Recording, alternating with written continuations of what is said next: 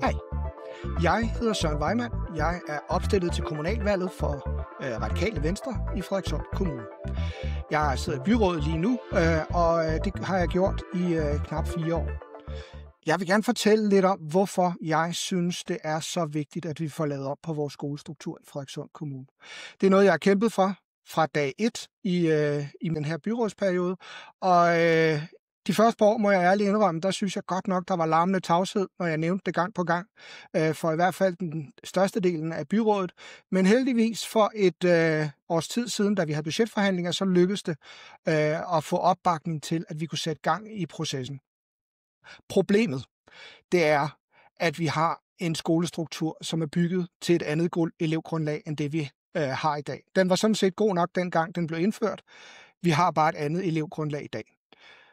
Resultatet af det er, at vi har 60% af vores klasser i almenskolen, som er enten for mange elever eller for få elever. De er enormt skævt fordelt.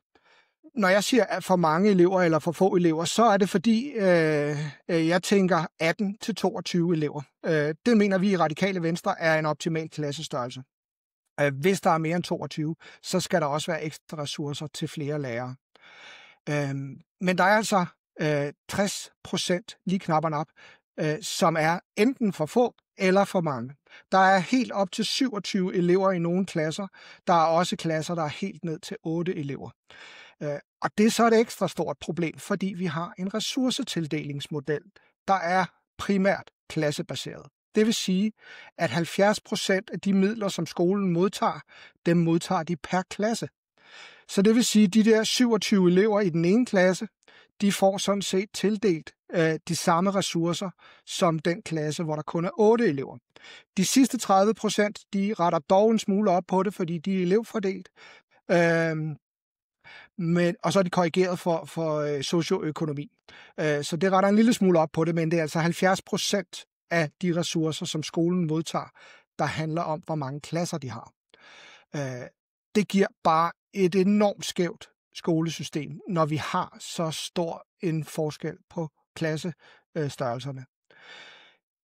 Det vi håber, der kommer til at ske, når den nye analyse den er lavet, det er, at vi kan finde en model, hvor langt flere går i en klasse, hvor der er mellem 18 og 22 elever, og at der er ressourcer til, at vi kan prioritere lidt flere lærere, hvis der er brug for det. Det kan enten være, fordi de er lidt flere elever. Der vil nok være nogle klasser, hvor der måske er 3 eller 24 elever, så skal de også have lidt flere lærerressourcer. Det kan også være en klasse, hvor der er en eller anden problematik, som kræver, at der skal sættes ekstra ind, måske bare i en periode, for at få det til at køre igen. Det kan vi rent faktisk godt gøre. Og vi kan gøre det uden at skulle til at spare på ældreområdet eller et andet område for at finde de penge. Fordi at hvis vi samler de færre elever, vi har i dag, end vi havde, da vi indførte den skolestruktur, på lidt færre matrikler, så vil vi kunne frigive rigtig, rigtig mange penge. Vi vil kunne frigive sandsynligvis et 2-cifret millionbeløb, og vi mener i Radikale Venstre, at det beløb, det skal investeres i skolen. Det skal så at sige gå fra at blive brugt på mursten til at blive brugt på indhold i skolen. Det kan være efteruddannelse af lærerne, det kan være tolærerordninger eller noget andet. Det er skolerne absolut de bedste til at finde svaret på, hvordan vi udnytter de ressourcer bedst. Så derfor så håber jeg, at jeg får lov til at fortsætte i byrådet efter den 18. november, når vi skal til valg. Jeg håber, at jeg kan få lov til at arbejde med ikke bare analysen og sætte den i gang, men også få lov til at finde løsningen på, hvordan vi laver den skolestruktur, der sørger for, at vores almene skole har ressourcerne til at komme på fod igen. Det har den virkelig brug for. Hvis du er enig i, at det er vejen frem, lidt færre matrikler, lidt flere penge til, faktisk mange flere penge til indhold, og lidt færre til mursten, så vil jeg opfordre dig til at stemme på Radikale Venstre, og meget gerne personligt. Tak for din opmærksomhed.